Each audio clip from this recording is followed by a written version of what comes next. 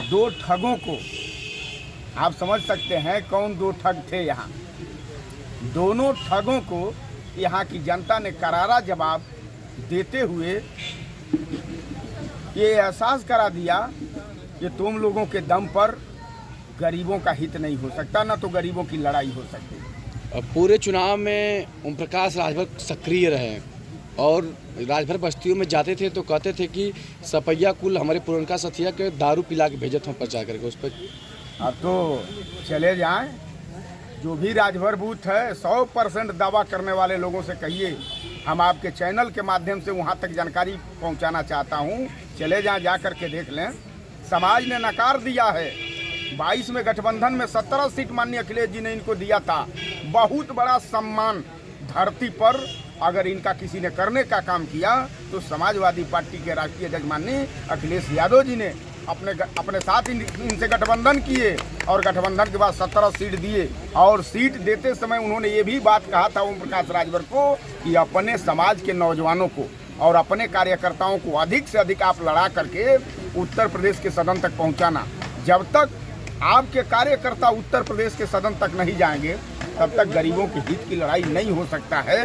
वहाँ तो ये हामी भर करके चले आए कि ठीक है नेताजी 90% अपने कार्यकर्ताओं को चुनाव लड़ाऊंगा, लेकिन आने के बाद नेताजी का नियत बदल गया और नियत रुपये में बदल गया। तो लगे घूम घूम करके रुपया कौन मजबूत कैंडिडेट को हम टिकट दें जो करोड़ों करोड़ों रुपया थैली भेंट हमसे करे। तो चूंकि बाप बेटा चुनाव लड़े, बाकी 15 सीट इन्होंने थोक भाव में बड़े पैमाने पर इन्होंने बेचने का काम किया। समाज का बड़ी उम्मीद इनसे था, समाज के लोग झंडा उठाए थे, नौजवान झंडा उठाया था, तो इस बात को मान करके कि इनके दम पर समाज की लड़ाई होगी। लेकिन 22 में इनके सर से इनका पर्दा उठ चुका, इनके सर से इनका पर्दा उठ चुका और ये बात प्रूव कर दिए कि हम अपने जो सुहेल देव भारतीय समाज पार्टी बनाया हूँ अपने परिवार के लिए, अपने बेटा और बहू के लिए, हम किसी कार्यकर्ता के लिए पार्टी बनाने का काम नहीं किया हूँ। तो जैसे कार्यकर्ताओं के साथ ये 22 में पेश आए हैं वही कार्यकर्ता उपचुनाव में इनको इनकी हैसियत बता करके इस बात को साबित कर दिया कि नहीं, समाज आपका गुलाम नहीं है। समाज के नौजवानों को, समाज के बेटी और बेटा को, समाज के बुजुर्गों को, समाज के महिलाओं को हक और हिस्सा अधिकार चाहिए। इस नाते भारी बहुमत से घोसी की मतदाता ने जीत माननीय सुधाकर सिंह को दिलाया है।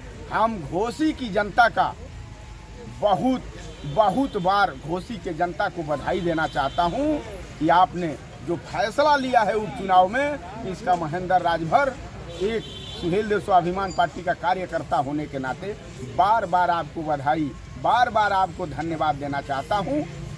ओम प्रकाश राजभर को क्या कहेंगे? ओम प्रकाश राजभर और जो यहाँ उम्मीदवार थे भारतीय जनता पार्टी के, ये दोनों नेताओं का कोई असर नहीं है राजनीति में। आप कहीं भी किसी भी बड़े दल के नेता से आप बात करेंगे तो ये आपको महसूस हो जाएगा, ये जानकारी आपको मिल जाएगी कि दोनों नेताओं का कोई असर नहीं है। भारतीय जनता पार्टी से ओम प्रकाश राजभर 17 में गठबंधन किए थे और चुनाव बीतने के बाद इन्होंने क्रॉस वोट करा दिया। 4 वोट था इनके पास, क्रॉस वोट करा दिए।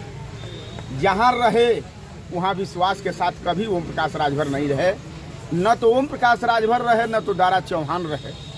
आज उसका नतीजा जनता ने इन लोगों के सामने पेश कर दिया। और राजभर बस्ती में आप लोग जाएंगे तो क्या कहेंगे? वो तो आप लोगों को पियक्कड़ कहते थे कि उनको भगा दो, अब आप लोग जनता को क्या कहेंगे विशेष अपने समाज? देखिए, हम लोग सुहेल देव स्वाभिमान पार्टी की जो नीति है, लड़ाई है, उसी नीति और लड़ाई को लेकर के हमारा हर कार्यकर्ता, हमारा हर नेता गाँव में जा कर के अपनी पार्टी का नीति बता करके उसी गांव में जिला, ब्लॉक, विधानसभा, गांव सभा का नेता बना करके जब तक हम बड़ी फौज बना करके इस लड़ाई को लखनऊ तक नहीं पहुंचाएंगे, जो लड़ाई सुहेल देव स्वाभिमान पार्टी की है, जो नीति सुहेल देव स्वाभिमान पार्टी की है, इस नीति को जब तक लखनऊ हम नहीं पहुंचा पाएंगे तब तक गरीबों के बेटी और बेटा को हक हिस्सा अधिकार नहीं मिल सकता।